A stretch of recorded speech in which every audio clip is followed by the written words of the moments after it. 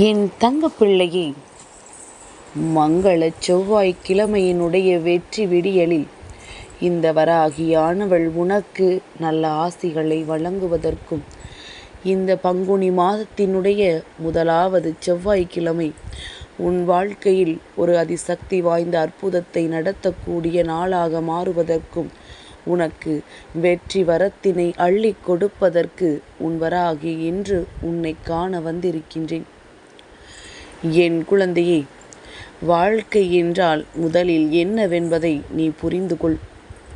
அவமானங்கள், ஏமாற்றங்கள், துன்பங்கள், தோல்விகள், வருத்தங்கள், கஷ்டங்கள், கவலைகள் இவை அனைத்தும் போக மீதம் உள்ளதுதான் மகிழ்ச்சியான வாழ்க்கை.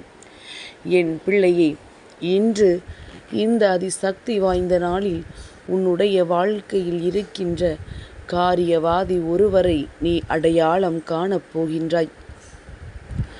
காரியவாதியா? அப்படி என்றால் யார் அம்மா? அதிகாலையிலேயே இப்படி ஒரு செய்தியை எனக்கு கொண்டு வந்து சேர்க்கின்றாயே என்று என் பிள்ளை நினைக்கலாம். என் குழந்தையே, உனக்கு தேவையான அளவிற்கு எத்தனையோ ஊக்கத்தையும் உன்னுடைய எதிர்காலத்திற்கான நல்ல வழியையும் அம்மா காண்பித்து கொடுத்திருக்கின்றேன். இப்பொழுது இந்த தாயானவள் எனக்கு தேவைப்படுகின்ற விஷயம் என்ன தெரியுமா? என் பிள்ளை, உன்னோடு ஒருவர் பழகி கொண்டிருக்கின்றார். அவர் உன்னை தன்னுடைய காரியத்திற்காக மட்டும்தான் பயன்படுத்துகின்றார். அதாவது தனக்கென்று ஒரு தேவை வரும்பொழுது மட்டும்தான் அவர் உன்னை தேடுகின்றார். மற்ற நேரங்களில் எல்லாம் உன்னை ஒரு பொருட்டாக கூட நினைப்பது இல்லை. உன்னை எப்பொழுதெல்லாம் தேடுகின்றார்களோ அந்த நேரத்தை எல்லாம் சற்று சிந்தித்துப்பார். ஆனால் நீயோ அவர்களுக்கு உண்மையான அன்பின் பலனாக இதையெல்லாம் செய்து கொடுக்கின்றாய். நீ ஒரு நாளும் அவர்கள் பேச்சை தட்ட வேண்டும் என்று நினைத்தது கிடையாது. அவர்கள் சொல்வதை செய்யக்கூடாது என்று ஒரு பொழுதும் எண்ணியது கிடையாது. சில நேரங்களில் உன்னுடைய மனது உன்னிடத்தில் இவர்கள் உன்னை காரியமாக பயன்படுத்துகிறார்கள் என்று சொன்னாலுமே நீ என்னவோ அதையும் ஏற்றுக்கொள்ள மறந்துதான் நின்று கொண்டிருக்கின்றாய்.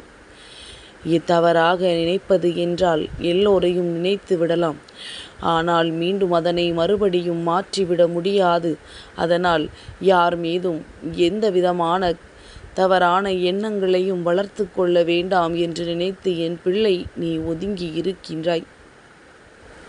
இப்பொழுதும் கூட அவர்கள் கூப்பிட்டவுடன் ஓடிச் சென்று உதவிகளை செய்வதற்குத்தான் நீ தயாராக இருக்கின்றாய் என்பதில் எந்த ஒரு மாற்று கருத்துமே கிடையாது. என் பிள்ளைக்கோ ஒரு அன்பு, அது உண்மையாக இருந்தால் போதும், அவர்கள் என்ன சொன்னாலும் செய்யலாம் என்று நினைக்கின்றாய். அதனால்தான் அம்மா உன்னிடத்தில் சொல்கின்றேன், உன்னுடைய அன்பிற்கு தகுதியற்ற மனிதர்கள் அவர்கள். உன்னை நல்லபடியாக பயன்படுத்தி கொள்ள மட்டும்தான் அவர்கள் நினைக்கின்றார்கள்.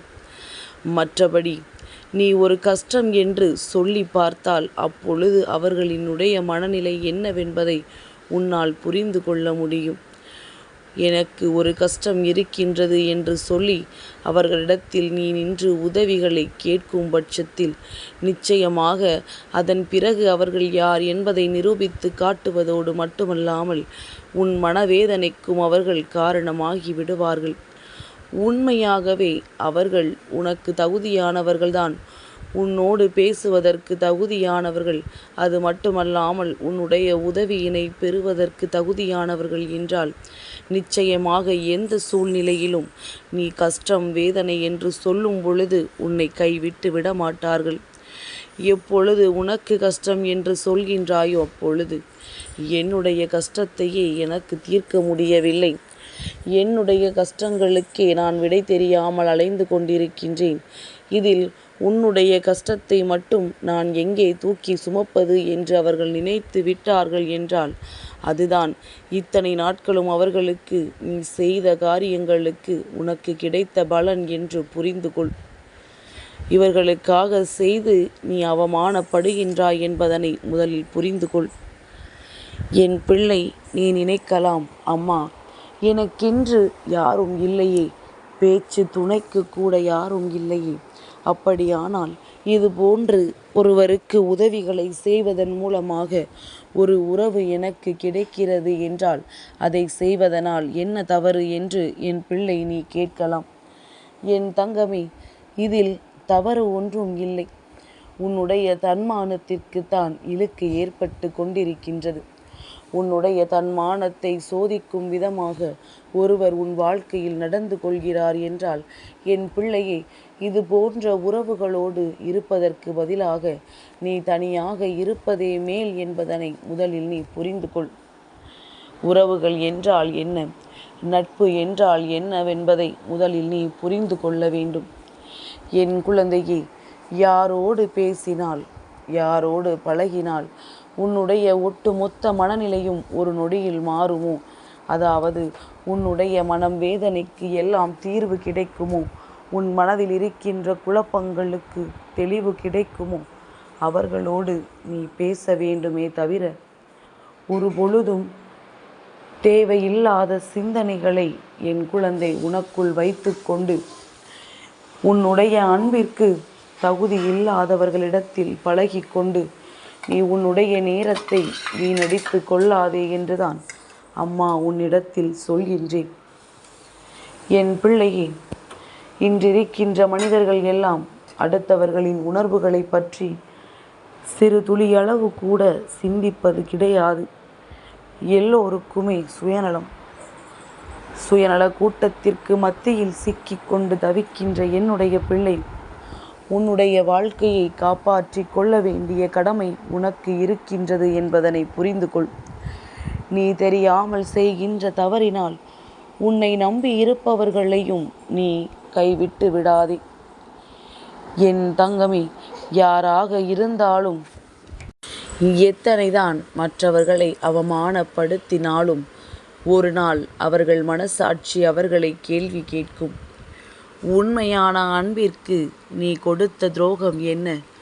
உண்மையாக உன்னோடு பழகியவர்களை நீ காரியத்திற்காக பயன்படுத்தி கைவிட்டதற்கான காரணம் என்னவென்று அவர்கள் உணரும் பொழுது அவர்களினுடைய குற்ற உணர்ச்சியே அவர்களை வாழ விடாமல் செய்யும். என் பிள்ளையே, இது போன்ற குற்ற உணர்ச்சிக்கு முதலில் அவரை நாம் ஆளாக்க வேண்டாம். அதனால் ஆரம்பத்திலேயே இவர்களை பற்றி தெரிந்துவிட்டால் நீ ஒதுங்கி விடுவது மிகவும் நல்லது. இத்தனை நாட்களும் இப்படி ஒருவரோடு நீ பழகி கொண்டிருக்கின்றாய் என்றுதான் அம்மா சொல்கின்றேன். நீ பழகிய எல்லோரையும் நான் கை காட்டவில்லை. நீ பழகிய எல்லோரையும் நான் குறை சொல்லவில்லை.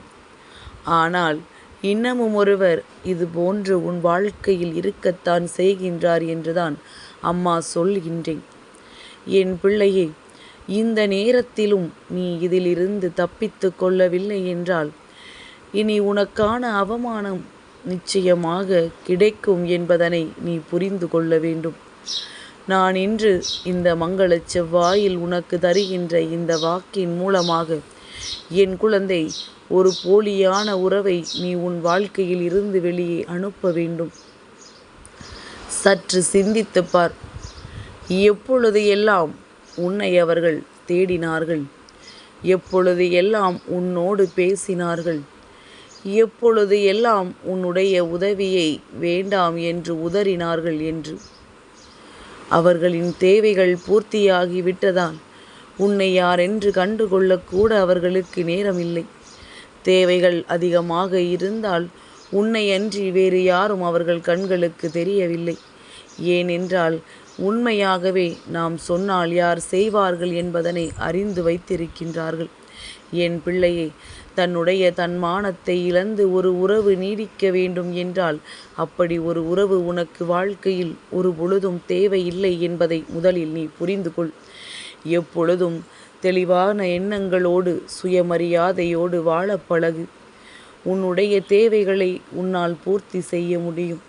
அடுத்தவர்களின் தேவையை பூர்த்தி செய்ய வேண்டிய கட்டாயம் உனக்கு ஒரு பொழுதும் இல்லை என்பதை உணர்ந்து உன் வாழ்க்கையில் உனக்கிருக்கின்ற மரியாதையை நீ சரியாக காப்பாற்றி கொண்டால் போதும்.